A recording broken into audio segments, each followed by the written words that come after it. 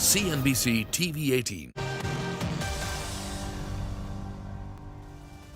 Hello and welcome to Newscentre. With me, Parikshit Luthra. The Competition Commission of India's latest orders imposing a close to 2,500 crore penalty on Google could have long-term implications for big tech companies in India. The CCI imposed this hefty fine on Google as it was abusing its market dominance. This comes at a time when a parliamentary panel on finance is also looking at the Competition Amendment Bill 2022 and the anti-competitive practices of big tech companies. Among other measures, the new proposed law seeks to regulate mergers and acquisitions based on deal value threshold. Let's discuss the CCI's approach to the evolving digital ecosystem and the antitrust regulators' priorities for the future as well. With A.K. Gupta, former chairman, CCI. Mr. Gupta, thank you very much for joining us here on CNBC TV18. You completed your tenure last week. Give us a sense of what will be the priorities and challenges for the Competition Commission of India in the near future. Thank you, Mr. Luthra, for inviting me. As you are aware, the Competition Amendment Bill 2022 is before the Parliamentary Standing Committee, and it is likely to be passed by the Parliament in the upcoming winter session. So CCI will have to brace itself to operationalize these amendments. Some amendments are very path-breaking. They are new concepts like settlement and commitment, deal value thresholds, leniency plus regime.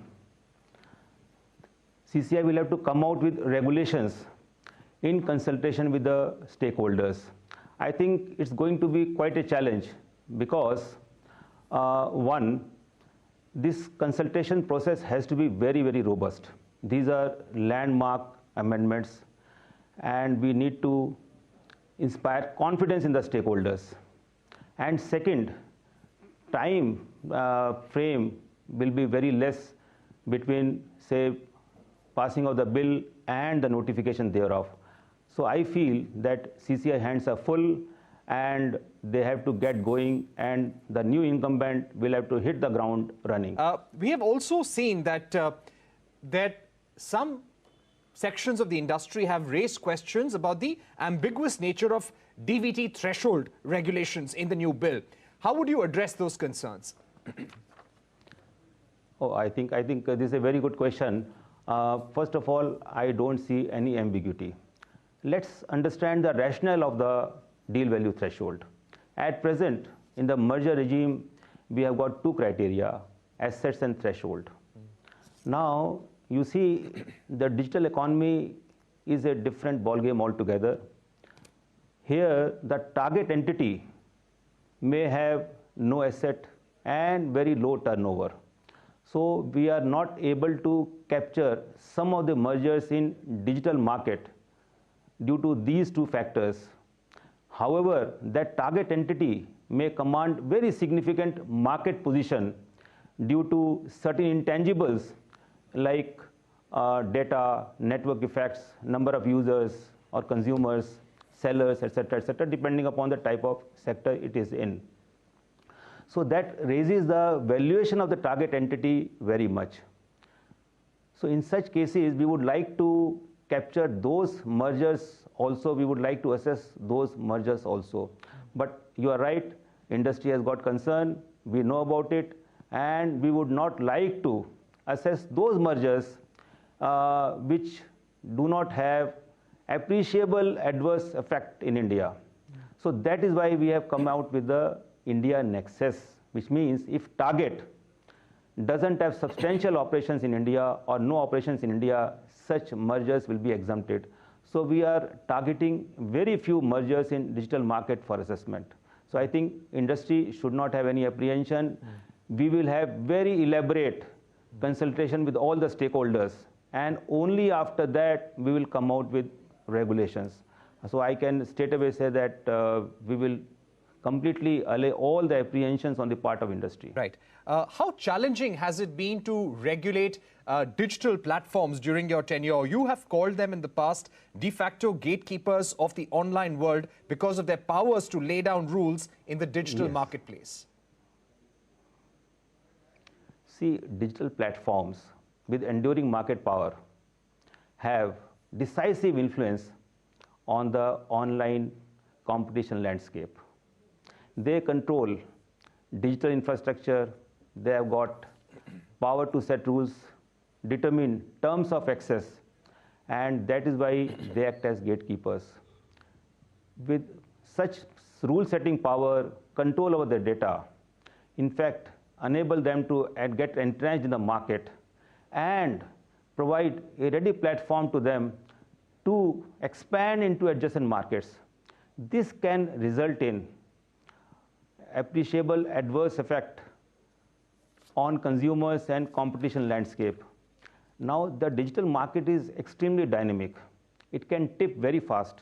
So the challenge before the regulator always is to do the market correction. But can we do market correction very fast in our present setup, in our ex-post framework? That is the thing which we have to all consider. Right. Recently, there were 2 orders against Google, Mr. Gupta, and the total penalties amount to almost 2,500 crores. Now, Google has said that this decision is a major setback for Indian consumers and businesses, opens security risks for Indians, and raises the cost of mobile devices for Indian nationals as well. So, how would you justify this order, and why was this important in the current ecosystem? See, I think you must understand one thing. I think our viewers, that the job of the Competition Commission of India is to keep the landscape competitive so that innovations can take place and consumers are benefited. Both our orders are opening the ecosystem. First order on Android will open the mobile ecosystem to the competing apps of Google. I am repeating, competing apps of Google, they were not getting chance. So indigenous technology was not getting traction. So that will open up, and definitely consumers will be benefited. Our startup ecosystem, which is 3rd largest in the world, will get benefited. Similarly, the second order, Google was imposing a condition that Google Play billing system alone has to be used, denying access to other third-party payment systems. So we have opened up that also. Now those third-party payment systems also will get access, and they will be able to compete. I think whenever competition takes place, I think all of us can understand that consumers are benefited. Question of going up cost for the consumers doesn't arise. Right. Would you also say that these orders will have long-term implications for the big tech companies and the manner in which they operate in India, Mr. Gupta? See, I think, we have given behavioral remedies now. And these behavioral remedies are a sort of guidelines for other big tech players. So if they are also indulging in similar behavior, then similar type of remedies can come in those cases also. I think they can get a cue from these behavioral remedies and align their business practices and system accordingly. Right. That is an important point there as well. I'd also like to ask you about some of the other cases that were under the CCI's purview. As you've said, regulating digital platforms, digital markets has been a tall task. CCI has managed to come up with orders against Google, at least 3 of them since 2018. But what about the probe against Amazon? See, this process is on now, and we face certain legal challenges. Amazon contested the order, or rather filed the appeal against our investigation in the single bench. Then it went to the double bench of the High Court, and then it went to the Supreme Court. So the entire exercise took quite some time, but now all the decks have been cleared, matter is under investigation, and we should be able to come out with the investigation report. DG should be able to come out with the investigation report fast, and we should be able to go ahead correcting the market. Also, just to ask you about how to not scuttle innovation, how to keep attracting big tech players into India. while safeguarding our own ecosystem, our own MSMEs, our own entrepreneurs? How do we strike a balance here? See, first of all, I don't see any contradiction. Big tech players can come, they can invest, they can do innovations, they can come in the multi-product ecosystem also. Only thing is, what we want, they should not foreclose competition by having vertical restraints. They should allow the other competitors to flourish. They should not impose, once they acquire some market power, once they acquire some dominance, we don't frown upon market power, we don't frown upon dominance. They can acquire that stature, but they should not start abusing that market power and dominance to the exclusion of others, foreclosing market, foreclosing the startup ecosystem, etc. I think that type of behavior they have to probably not indulge in. Otherwise, they can flourish, they can do innovations, and I don't see any reason. In fact, sometimes, the startups have got very good technology. These big tech players, they acquire them also, and they scale up those technologies, they scale up those innovations. That way, it is a win-win situation for startups also, and the big tech, and the startups should be able to get access on the big tech platforms so that they can also scale up their operations by using the large user base of the platform. So I think I am finding a lot of complementarities. They both can flourish, market exists, and they should not try to foreclose competition at the expense of others. Right. I'd also ask you about cartelization by cement companies. Now, this is something that has been before the Competition Commission of India for a while now. Why no order has been issued so far? Why no decision has been taken on the investigation there? No, actually, I think we need to understand the process first. We have got the DG investigation report, and based on the DG investigation report, the commission hears the parties. We call the parties, we do adjudication, and we get their views. Then based on the DG investigation report, based on their views, we come to the final order. So that hearing has to take place. I think decks are cleared. We are all ready. The moment a new incumbent joins, I think the date for the hearings will be fixed. And I think in a few months, we should be able to come out with the orders. Right. But any reasons for the delay, or why it couldn't be taken up earlier, Mr. Gupta? No, I think there is no reason for delay as such. We have to see whether everything is in order, whether we are ready for the hearing or not. So based on the assessment done, we decided that it may take some time, and that's why we postponed the hearing.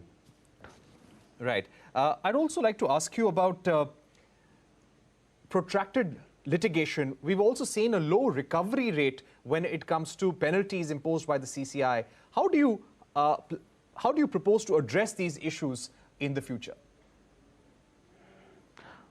Okay, I think first of all, most of the penalties have either been set aside or they have been stayed. So recoverable amount is very low. That is one thing I want to say. Secondly, I think we should not focus too much on penalty part. We should focus more on market correction part. In most of the cases, market correction takes place not after issue of the order, but sometimes during the course of the proceedings itself. So that is more important for us, and that is why we are coming out with the commitment and settlement regime. In commitment and settlement regime, we should be able to come out with the faster market correction. Like in the commitment, if the parties come forward and offer commitment, the entire investigation, the entire adjudication can be avoided. If they come at a later stage after investigation and offer for settlement, at that point of time, even the entire adjudication can be avoided. So the emphasis has to be on faster market correction. Right. My final two questions. The parliamentary panel, which has been looking at anti-competitive practices of big tech companies, is also considering the possibility of a new law to regulate new age markets. So what do you feel about this idea? See, I hope you are hinting at the ex-ante regime. At present in the CCI, we are addressing concerns in the digital market through our anti-enforcement measures, which is in the ex post framework. And in the ex post framework, first misconduct takes place, then you have to gather evidence, you have to discern those evidence to arrive at the misconduct, establish liability, and come out with the order. Then this order is subject to judicial review. So it's a fairly long drawn process. So regulatory intervention is a fairly long drawn process. In the digital market, as I told, markets are dynamic, they tip very fast, we have to do faster market correction. So this delay in doing market correction may prove to be expensive and even futile also. That is why countries across jurisdictions, they are advocating that this ex post framework may not be enough. It needs to be supplemented with ex ante framework. And since we have the world's third largest startup ecosystem, we need to provide them level playing field, and that can happen if we supplement our ex post regime, which is at present, with the ex ante framework. And that is our domestic need. All right. My final question. The CCI has been passing orders against e-commerce companies as well, deep discounting, predatory pricing, anti-competitive practices in the e-commerce space as well. If we were to ask you about the biggest challenge here, what would that be? See, the biggest challenge will be like now digital ecosystem is evolving now and leading to market concentration. So that is going to be quite challenging and the area we need to watch out. And you know, in like, as I said, digital economy is quite different from traditional economy. In digital economy, you will always find there are, say, two players like Amazon, Flipkart, Ola, Uber, Swiggy, Zomato. But in traditional economies, you will have many players like you take cement companies, steel companies, etc. Because the structure of the market is like this. So the harm which can be caused by the anti-competitive agreements, say they are horizontal or vertical restraints, they get amplified in the digital economy. So we need to come out with a good framework to address competition concerns and do market correction very fast. This is going to be the biggest challenge. Right. Mr. Gupta, thank you very much for joining us here on CNBC TV18, telling us about some of the priorities that you had during your tenure and some of the priorities and challenges for the CCI in future as well. Thanks once again for being with us here on CNBC TV18.